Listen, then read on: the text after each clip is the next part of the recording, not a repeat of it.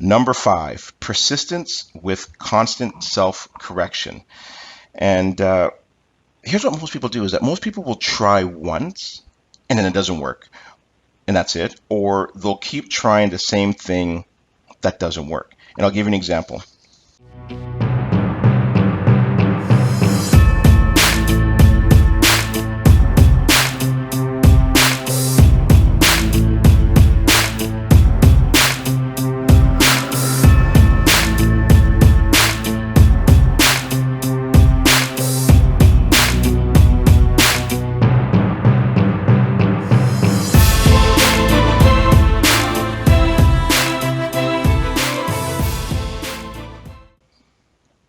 Okay, everybody. So listen, thanks for joining the call. My name is Gary Hibbert, and it's finally here. Our first members only call-in day, and I'm excited about it. You know, this is something brand new, and I really think it's going to be a great benefit for everybody, right? To kind of help us all get closer to our dreams and our goals.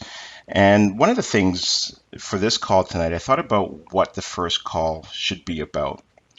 And throughout my investing career, I've heard great quotes. I've heard some great philosophies on how to be successful. So tonight, what I want to do is I want to share those with you guys, okay?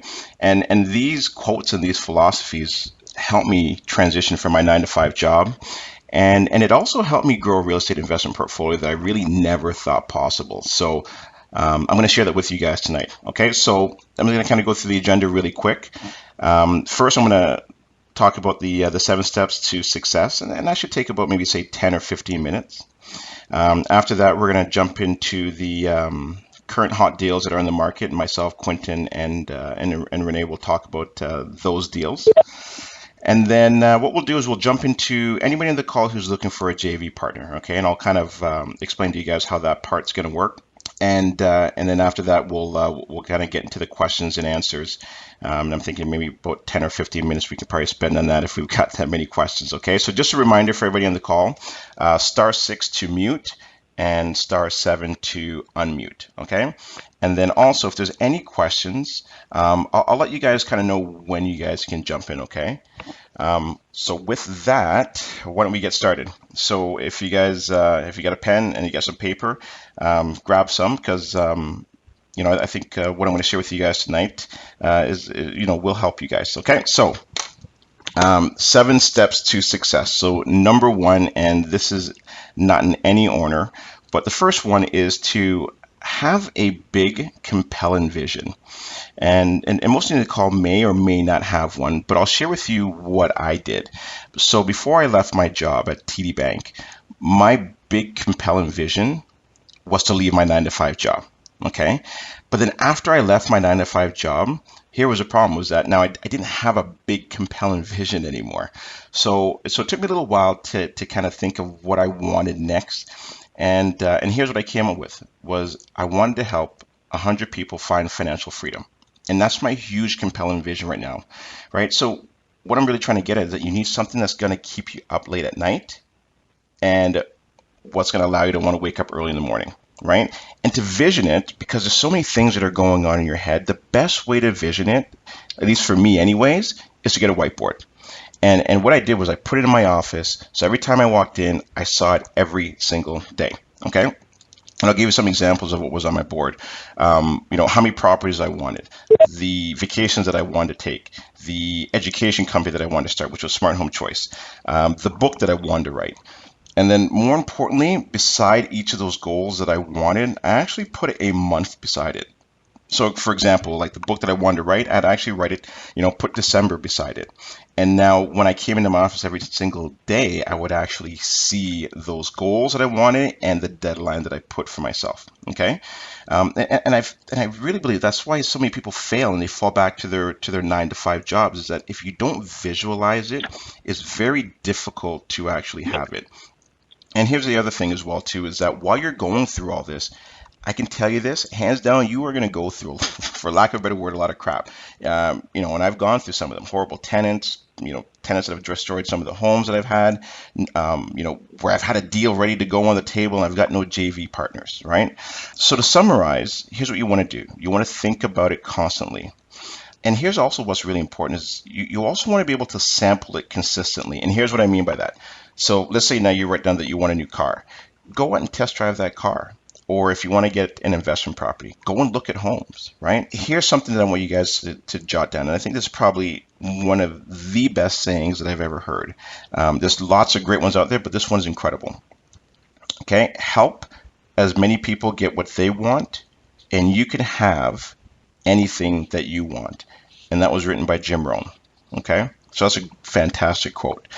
Number two, facing your fears. Not facing your fear will hold you back in life. And here's the rule: 80% of the people out there just will not face their fears. And so what I'll do is I'll actually share some of the fears that I had. So the first fear that I had was public speaking. I feared it. And I remember the first time I did my the Fast Start training class, like I literally froze in front of the class. The second one was the podcast that I do. I just hated the way my voice sounded, but I knew that I had to overcome that. And what we're doing tonight, like doing our first call-in day, that was a fear.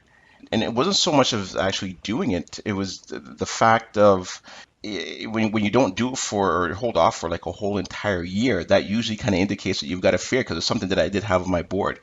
But now I've actually done it, so I'm excited about it. And here's what it comes down to, that if I can do it, you guys can do it as well too.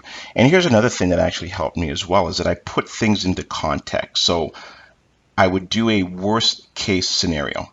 And here was the worst case scenario. So I could either go to war in Iraq, or I can stand in front of a group of 30 or 40 people, right? So what's worse, right? I hope you guys agree that going to war in Iraq is worse. And that's what I use to kind of overcome some of those fears. Number three, massive action or all-out war. And here's the thing that a lot of people don't realize, that most plans fail. What I mean by that is that when I first started Smart Home Choice, it failed. Like I said before, the first Fast Start class that I started failed. The first membership that we tried to create for Smart Home Choice, that attempt failed. And here's how to overcome it, okay? This is what we did, that we took lots of massive action. So on my whiteboard alone right now, if I was to show it to you guys, I've got like 40 things that I need to accomplish this year. Plus all the things on my phone that I've got right now. And also, and I'm really big on this as well too, is having a paper agenda. And I've got tons of stuff in here that I've got to accomplish. So here's what I'm trying to say, is that some will work, but most will fail. And you just got to take that massive action. I'll give you an example.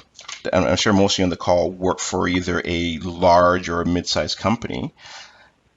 How crazy is it at that job that you've got? And you probably sit back and like, I don't even know how these guys get anything done. There's so many different departments. Sometimes you got, people running around like chickens with their heads cut off. And what it is that those big companies or mid-sized companies are taking massive action, and it works. Here's what it is that money follows speed. And I know that maybe some of you in the call right now are saying, well, you know what, I don't have enough money right now to invest. And here's what I'll ask you guys, that what massive actions are you guys taking right now to get it?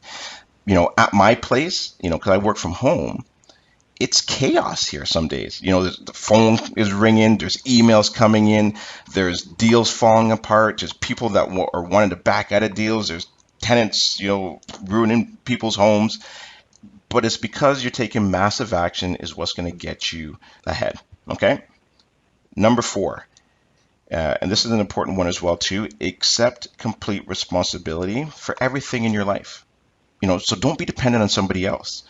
If you want more income, or maybe you want a better relationship with your wife or your husband, or maybe you don't have a great relationship with your kids, or maybe you're struggling at your job, or your business is struggling. Don't blame anybody else. Take full responsibility. And here's what I used to do. I used to blame TD Bank for the lack of income that I was making. I used to say, these guys don't pay enough. But here's the thing, is that they do. They just didn't pay me enough, right? And I'm sure you guys will agree with this, is that there were CEOs at TD Bank that were making 3, 4, 5 times the amount that I was making. So, I want to reiterate, is that don't blame others for where you are. The other thing I used to do is I used to blame the government. Taxes were too high, or the wrong party was in power, or, banks' lending criteria wasn't fair. There's always a way. You just have to kind of sit down and just figure it out and take full responsibility for where you are today in your own life. Okay? Number 5, persistence with constant self-correction. And here's what most people do is that most people will try once and then it doesn't work and that's it. Or they'll keep trying the same thing that doesn't work. And I'll give you an example. Okay. So, when I first started off and I was trying to fill some of my investment properties, I'd have 20 people that would call and, they say, hey, listen, I want to come take a look at your property. And I'd say, okay, sure, no problem. And then when I got to the showing, like only 2 people would show up. And it was so frustrating. So then here's what I did. Okay. I changed right at the end after I was, finished booking the call. It was just a simple change. Can you please call me if you can't make it? And then I would pause. And then they would say yes. All the time they would say yes. And that changed how many people would actually come out to my showings. Before I used to say it's an open house. And I simply just changed from saying that it was an open house to saying that it wasn't an open house. I was making an appointment with them. Because if people know there's an open house, they say, oh, well, you know what, if I don't show, it's okay, there's other people showing up. That small little change made a huge difference. They would sometimes ask me, do you allow pets and smoking? I used to say no. Now I say, yeah, I allow pets and smoking. And then here's what would happen is that when they would actually show it to the property and, we'd go through the application and I'd get a chance to know who they are, things could change. So you don't want to, leave things, not done like that, right? So if you really like them at that point in time, then you can ask for a pet deposit or even a damage deposit, okay? The other thing that I used to do is that if I saw a tenant and I knew they weren't going to be good, here's what I would do. I would just automatically disqualify them. The change that I made was now I would try to make every single deal work, even if I knew that, they wouldn't qualify. Because here's what it does. It teaches you to get tenants to fill in your application, number 1, and then it also improves your negotiation skills. So important. And I'll tell you the other reason why it's so important, because if you get good with qualifying unqualified tenants, you will be great with good tenants. And it's just as simple as that. So just making a few changes got me huge results. So always be self-correcting, and then once it works, leave it. Right? And by doing this creates huge compound results. And then also the other thing that it does as well too is that it sets up automation, which is such a great tool that TD Bank actually taught me, right? So I applied that now to my business. Number 6, follow through and do what you say you will do, right? Because when you don't follow through, here's what you're doing. You're broadcasting to the world that you don't follow through, and it's as simple as that. And here's what it does. It also repels opportunity.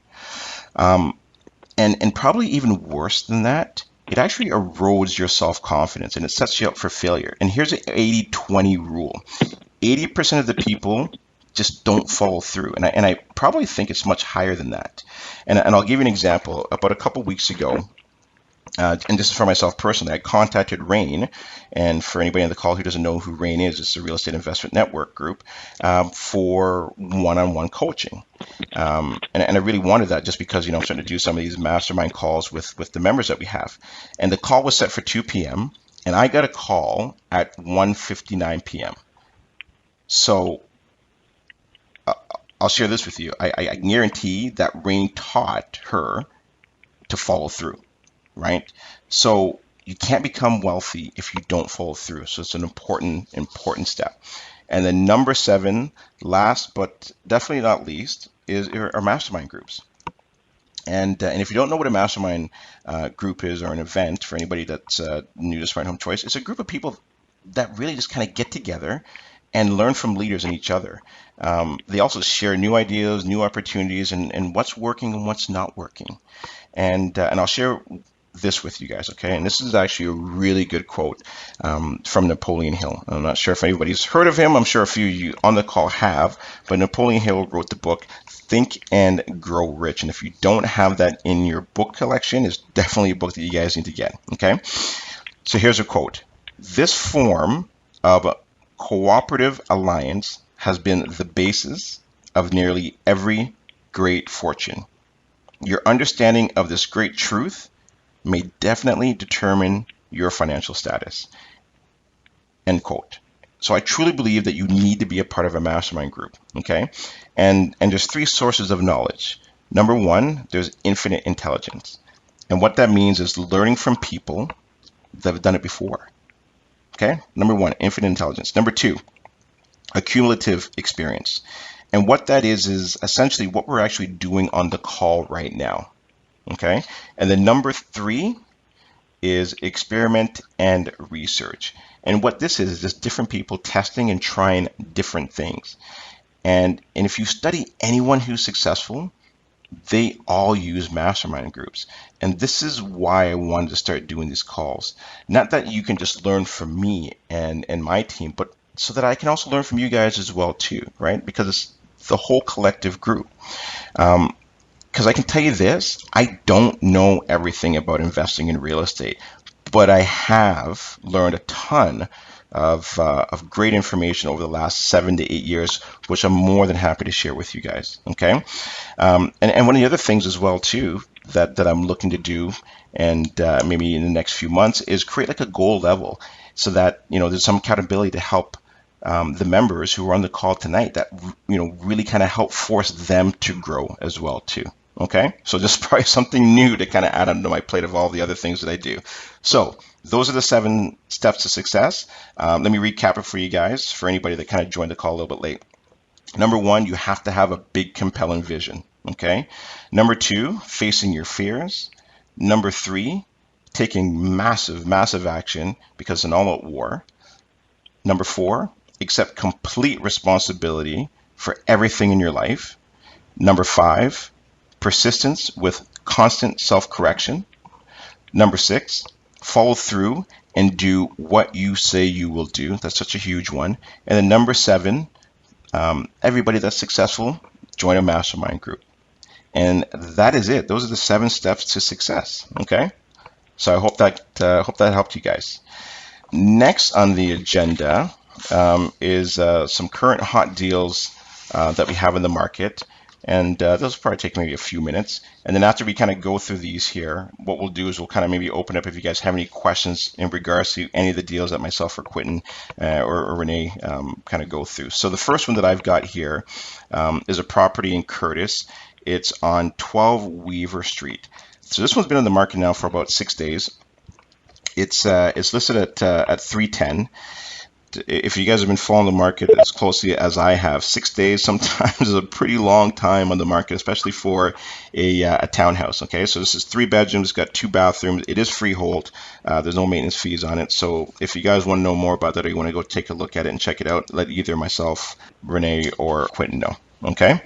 On this one here, you'll probably get rents between $1,600 to $1,700 a month, and it'll definitely give you some cash flow. And that one there is great for either a straight rental or a rent to own. Okay. And then the second property that I've got here, I'm actually going out to take a look at this again tomorrow afternoon, is on 623 Olive Avenue. Okay. Now this one here isn't really so much for rent to own or straight rental, but this is more for like a duplex. So it's actually got 2 kitchens. There's one upstairs and one downstairs. And sorry, just really quickly, anybody who's on the call, just press *6 to mute your phone. Okay. You can hear some sirens in the background there. It's got a finished basement. Okay. It's got 3 bedrooms upstairs, and then there's 1 in the basement, and it's got 2 washrooms. The original price on this was $335. They've actually dropped it down to $322. So a good $12,000 they've actually knocked it down to, and it's been in the market for like about a month now. And I've actually seen this one. It's a really good deal. The upstairs, you could probably rent it out for $1,100 to $1,400. You could probably get more than that, if you kind of push it. And then downstairs, you should be able to get anywhere between $750 to $1,000. So this one here will definitely 100% cash flow. Okay. And those are the deals that I've got. So Quentin, if you're on the line, maybe you want to share the deals that you've got. Yep, sounds good. Thanks, Gary. No problem. Evening, everybody. The first deal I have is a townhome in Bowmanville. It's 91 Elford. Just came on the market today. It is a 3-bedroom, 3-bathroom unit. It's actually an end unit, partially finished basement. It'd be great for a rent-to-own or a straight rental with rents in the 16 to 1700 mark. And the second property I have is actually a detached. It's in Curtis there. It's also a 3-bedroom, 3-bath, but it does have a finished basement. Now, this would be on the very high end of a rent-to-own. It's listed at $349,900, but it is sold properties on that street, and it's a great street for families to raise their children on there. So the rents for that, you'd probably be looking in the $1,700 to $1,850 range for that. And those are the two I have. All right, cool. Thanks, Quentin. All right, so next, what we're going to do is we'll roll into the joint venture section of the call, and so what I kind of sat down and kind of figure out that for the most part, people or real estate investors kind of fall into 4 buckets. Okay, one is they have cash. Number 2 is they can qualify for a mortgage but may not have any cash. Okay. Number 3, you can do both. So you can actually qualify for a mortgage and you've got the cash to purchase a property. And then number 4 is you can't qualify for a mortgage and you don't have any cash and you're at a point where Smart Home Choice, please help me because I don't know what to do next. Okay, so those are the 4 buckets. Here's what I want to do, right? Because again, I know when you invest in real estate, there will come a time where you will run out of cash because that's just the norm. It's going to happen inevitably if you continue to invest in real estate. So if you guys, anybody in the call, if you can please send an email to investor@smarthomechoice.ca and then just simply just in the title just put joint venture, okay, and pick one of the 4. I do have cash but I can't qualify. Okay, that's number 1. So I do have cash but I can't qualify. Number 2, you can qualify for a mortgage but you don't have cash. Okay, and it just put us into the body, just as simple as that, as I'm saying it. Number 3, I can do both but I'm still looking for a JV partner. And then number 4, I don't have cash and I can't qualify. Smart Home Choice, please help. Okay, those are the 4 buckets. Okay, and then with that, we'll just open it up to anybody on the call that has any questions, just about anything if you want about real estate investing. And like I said before, like don't feel shy because I can tell you this: there was one point in time in my investing career, in Quentin's investing career, or Renee's, that we didn't know anything that we're sharing with you guys. So go ahead, ask your questions. There's 100%. There's no dumb questions. Okay. Here's a question. Sure. Hey, Gary. Yep. I missed the email address you wanted to send that to. Sure, no problem. Yeah, investor. So INVESTOR at smarthomechoice.ca. Okay, I had it right. Okay. And then what I'll do is, like anybody that sends an email to that list, I'll just share your information with everybody, and then you guys can either. Cause I think it's important to go out and have lunch with your your potential JV partner, or have dinner, or go have a drink, or have coffee, or whatever. Right? That's exactly how I grew my investment portfolio, by simply just meeting people for lunch or for a drink. So, and I thought there was somebody that was about to ask a question just before Tom talked. Well, I was going to ask about the Olive Street. Is that a legal confirming duplex? No, it's not. But looking at it though, you could definitely get this legalized. Okay. Right, there's enough room on there for parking. It's got good height down there. There's already a kitchen down there. The location's good. Yeah, it's on a bit of a busier street, but that's great for tenants. So I definitely think there's some potential there. Anybody else have any questions? Not even one question? Well, I got a question then to ask. Sure. You think with the new government, the Bank of Canada reducing the rate this week, Yeah. do you think that's going to change the the market? I know I see some properties staying on the market just a few extra days before the rate cut. So do you still think it's going to be a seller's market, or will it start turning into a buyer's market, do you think, or any impact? Yeah, I think there'll be a bit of a slight impact. I think eventually you're probably going to see the banks potentially reduce the rates on their side, but I still think that we're going to be in a seller's market for a while, right? I don't think it's going to turn into a buyer's market. Yeah.